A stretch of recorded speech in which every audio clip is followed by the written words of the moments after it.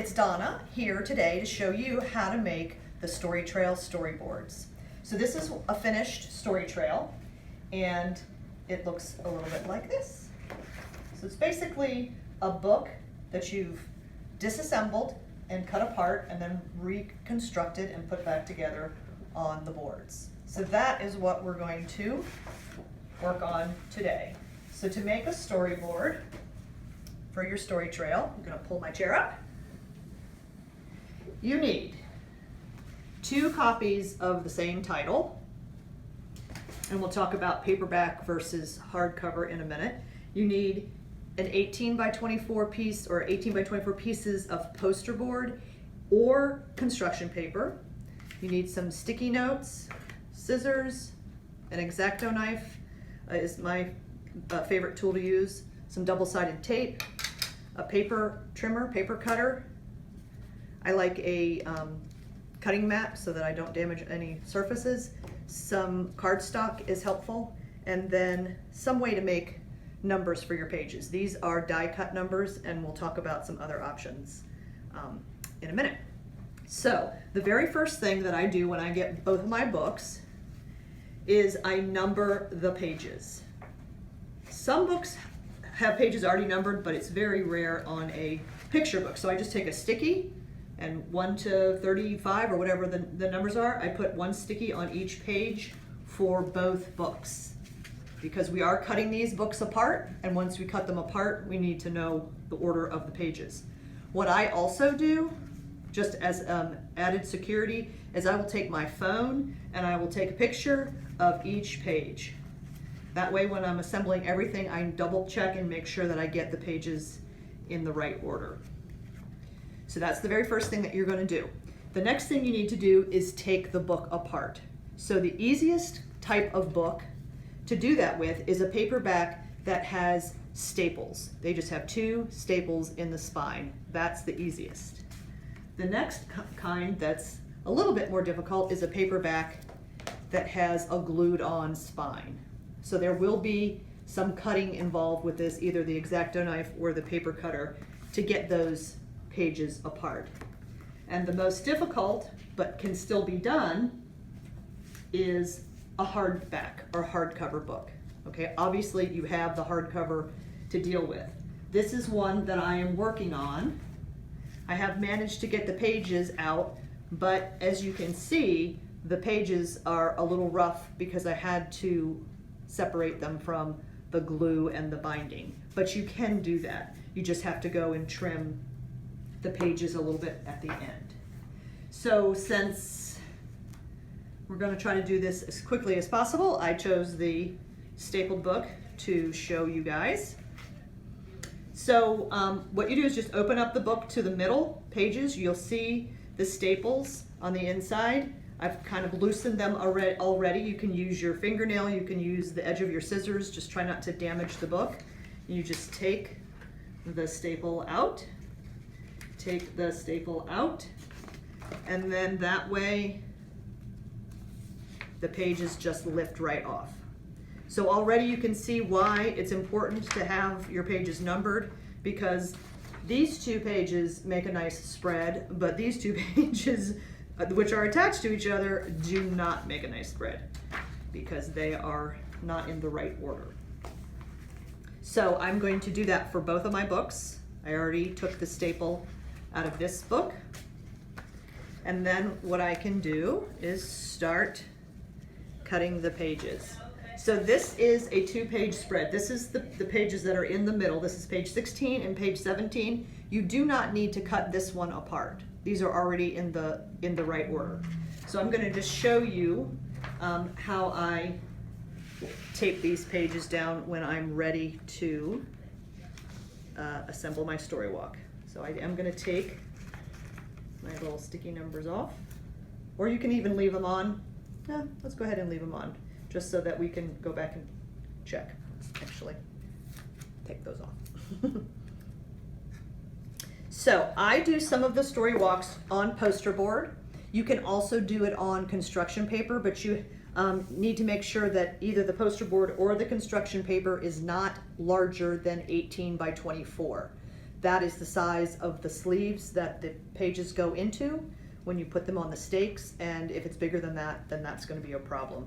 I did order an entire box of the wrong size of poster board, so I had to trim each page, and that is not fun.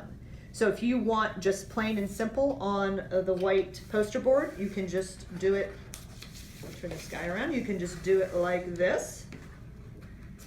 Or if you get the construction paper, it will be colored obviously, and that will add some color. Or if you want to use your cardstock to add a little pop of color, you can, I usually take 2 pieces, and depending on the size of the page, depends on how big I make my pieces, but then I tape everything down like that. And I actually kind of like how that looks, the coloring. So I'm going to go ahead and work on tacking that down. So if I have a big, need to clear my workspace. If I have a big room that I can lay out everything, what I will do sometimes is lay out all, if there's maybe going to be 17 boards, I will lay them all out on the floor. Then I will lay all my pages, once I've cut them, I will lay those all out on the floor in the right order, and just look at everything, make sure everything looks good. And then I will go 1 poster board at a time, and I will do this process, and I will tape everything down. If you don't have that space, then you can just do it like I'm doing it, do it on a table, and do 1 at a time. Doing it on the table saves your back a little bit. I sometimes do it on the floor, and that does make it a little bit difficult sometimes. So I'm just taping down 1 colored page, lining it up, taping down the other, making sure I have number 16 and number 17. That's how it's going to go. This is the part where you have to pay attention, because if you flip it over, you have to remember which is the side that you really want facing up and showing. Okay, so I'm going to do that. That's my little sticky. And just center that in the middle.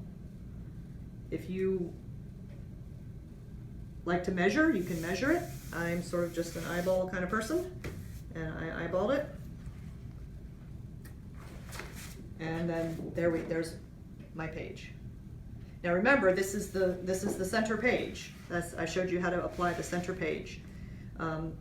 If it makes more sense to you to start at the beginning, cut all your pages and line them up and start at the beginning, then please do that. And I'm just going to show you how I cut the pages apart. So this is page 14, this is page 19, so they do need to be separated from each other. So I just take it to my paper cutter, line it up as carefully as I can down the middle, and I cut them apart. Some of the pages, the paper is thinner than others, and it does jam up in my paper cutter a little bit. So there we go. And then I can, as I'm doing this, I can lay out my pages in the correct order. So what I'm going to do is I'm going to try to find a matching page. So this is from the other book.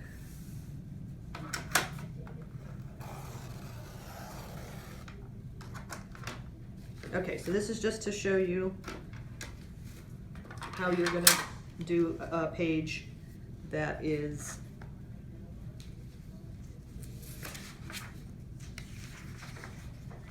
doesn't already come attached. So I have page 14 and page 15. And as I'm setting this up, if I want to triple check that I've done it the right way, I will go back to my phone and make sure that the picture on this page really does go across from the picture on that page. So I've got some yellow here that I'm going to use. Make sure I'm turning it the same way that I turned the other one.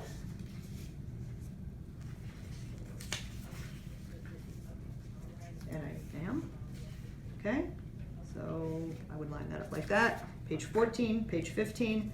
On this particular book, when you're going to line these two pages up, there's no picture in the middle, so it doesn't really make a difference. You just need to line the pages up so that they're even. I'm not going to go ahead and tape that. I'm going to look and see if I have an example. Okay, so here's an example. So when you get to this page, it's a picture that covers both pages. So you're going to want to be real careful and that you're lining up, especially on this one because it really is an actual grid, lining up the two pages so that they work together. I have found that sometimes when you have two separate books, they may be bound just slightly differently. So to make the picture line up, you might have to make the pages a little uneven at the top and at the bottom.